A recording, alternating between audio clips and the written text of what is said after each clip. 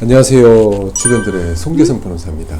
오랜만에 저 혼자 촬영하는 것 같은데, 어쨌든 오늘 같은 경우에는 최근에 그 조주빈 사건으로 인해서 최종적으로 42년형을 이제 확정이 되었다는 소식을 접했어요. 그런데 조주빈도 사건을 진행하면서 일부 범죄 사실에 대해서는 부인을 했던 것으로 알지만은 대부분의 범죄 사실에 대해서 자백을 하고 최후 진술을 함에 있어서 반성을 하고 있으니까 선처를 바란다라는 취지의 진술을 했을 것으로 예상이 돼요. 형사사건에 있어서 변론을 종결할 때 마지막으로 판사님께서는 하고 싶은 말이 있느냐라고 묻는데, 그런 걸 최후 진술이라고 하는데, 과연 최후 진술할 때 어떻게 진술하는 게 가장 좋을지에 대해서 한번 말씀을 드려볼게요.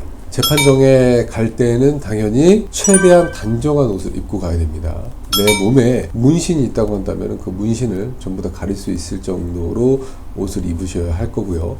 그래서 추리닝이나 편한 복장보다는 아무래도 조금 캐주얼 하더라도 좀 정장에 가까운 포멀한 복장으로 이제 법정에 가시는 게 1차적일 거고, 그 다음에 법정에 가셨을 때는 피고인석에 들어갈 때나 나올 때 전부 다 재판정을 향해서 인사를 하는 게 아무래도 좋은 인상을 줄 수가 있겠죠. 피고인석에서 뭔가 이제 판사님이 질문을 해서 답변을 하거나 최후 진술을 할 때도 똑같이 일어서서 이야기하는 게 좋습니다. 결정적으로 최후 진술할 때 전부 다 이제 되새기면서 곱씹으면서 판사님께 말씀드리면 좀 더 좋은 인상을 주지 않을까. 그런데 절대 그렇지 않아요.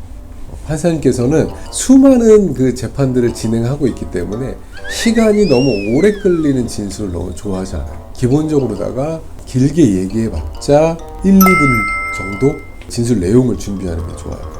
그런 범죄를 저질러서 너무 죄송하다, 어떤 식으로 크게 반성하고 있다, 그래서 앞으로는 절대 이런 범죄를 저지르지 않겠다, 그래서 결과적으로 선처를 바란다 까지 너무 장황하게 많이 진술할 필요는 절대 없다. 법정에서 이야기할 때 과도하게 너무 목소리를 키워서 분명하게 또박또박 이야기하는 것보다는 좀 조용조용 들릴 듯 말 듯한 목소리로 좀 차분하게 굉장히 크게 반성하고 있다는 취지로 진술을 하는 게 필요하지, 서서 무슨 발표를 하듯이 웅변을 하듯이 이야기를 한다면은 오히려 마이너스가 된다는 사실도 기억을 해줘야 될 것 같아요. 그리고 최후 진술을 할 때 태도가 굉장히 중요한데요. 예를 들면 중범죄면 중범죄일수록, 그리고 동종전과가 많으면 많을수록 판사님의 조금 심금을 울리는 게 중요해요. 좀 이제 떨리는 감정으로 이야기하고 경우에 따라서는 감정이 복받쳐서 눈물을 보인다 라고 하는 것도 사실 좋은 인상을 줄 수가 있어요.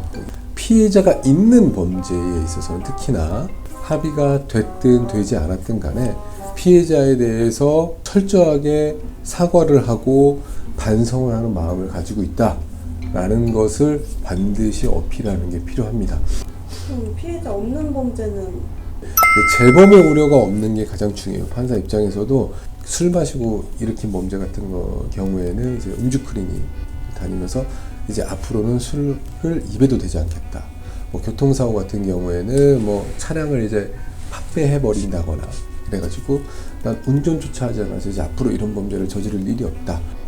본인이 앞으로는 이런 범죄를 절대 저지르지 않을 사람이다 라는 거를 조금은 넣어서 어필하는 게 필요하다라고 생각하시면 되겠습니다. 오늘 촬영 여기까지 하고 구독과 좋아요 눌러주세요.